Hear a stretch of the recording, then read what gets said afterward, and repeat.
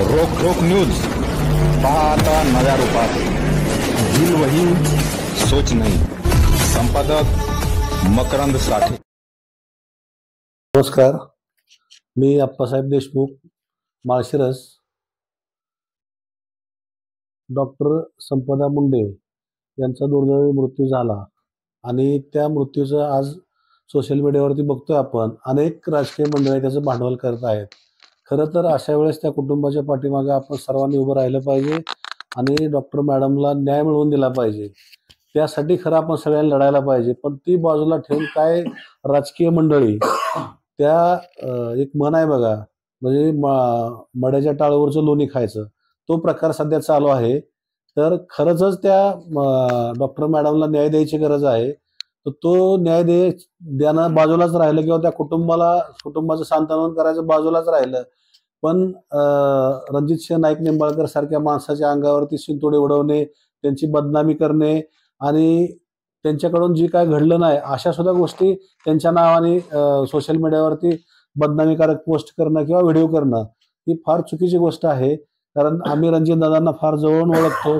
आमच्यासारख्या कार्यकर्त्यावर सुद्धा कधी अन्याय झाला, कुठं अडचण आली तरी अर्ध्या रात्री जर फोन केला तर रणजित दादा फोन उचलतेत, अडचण समजून घेतात आणि संबंधित अधिकाऱ्याला जर काय बोला म्हणलं किंवा काय आमच्यावर अन्याय होतोय आणि दादा तुम्हाला सांगावं लागतंय म्हणलं तर एक आमचा खासदार म्हणून त्यांनी त्यात आमची बाजू कायम घेतलेली आहे। आणि एवढं चांगलं काम करणाऱ्या माणसाला अडचणीत आणणं किंवा आज आम्ही बघतोय 6-7 वर्षापासून दादांना खासदार असल्यापासून फलटण शहरात तर गेल्या 50 वर्षामध्ये जी काय विकास झाला नाही तिथल्या प्रस्थापितांकडून, ते आज दादांनी फलटण शहराचा चेहरा बदललाय। महाराष्ट्रामध्ये बारामतीत जसा विकास झाला तसा 2 नंबरला आज फलटण आहे आणि मग तिथल्या प्रस्थापितांना ही कालचं पुरं एवढा मोठा विकास करू शकतं म्हणून त्यांना ह्या गोष्टीचा सगळा राग आलाय।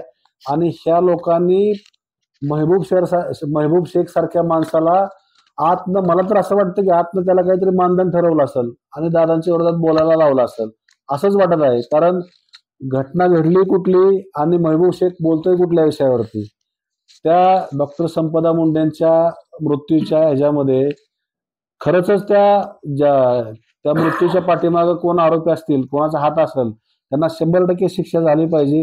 आणि ह्या आपल्या महाराष्ट्राच्या मुख्यमंत्र्यांना आणि गृहमंत्र्यांना आम्ही विनंती करतो, फडणवीस साहेबांना, की खरंच त्याचा सखोल तपास करून त्यांना जास्तीत जास्त कशी कडक शिक्षा होईल, फाशी शिक्षेपर्यंत त्यांना नेलं तरी चालेल, कारण अशी घटना परत घडायला नको। पण त्या आडून असे महबूब शेख तयार नाही झाले पाहिजेत, कारण साखर कारखाने सगळ्यात जास्त पश्चिम महाराष्ट्रामध्ये आहेत। पश्चिम महाराष्ट्रामध्ये मूळ लोकांचा व्यवसाय आहे की शेती व्यवसाय, आणि शेतीला काहीतरी जोडधंदा केला पाहिजे म्हणून ही आमचे लोक सगळे ऊस व्यवसायाकडे वळतात। आणि मग वाहन घ्यायचं, टोळी ठरवायची, कारखान्याला वाहनाची पेपर द्यायचे आणि तिथून कारखान्याकडनं पैसे उचलायचे आणि ती मुकदमाला द्यायचे।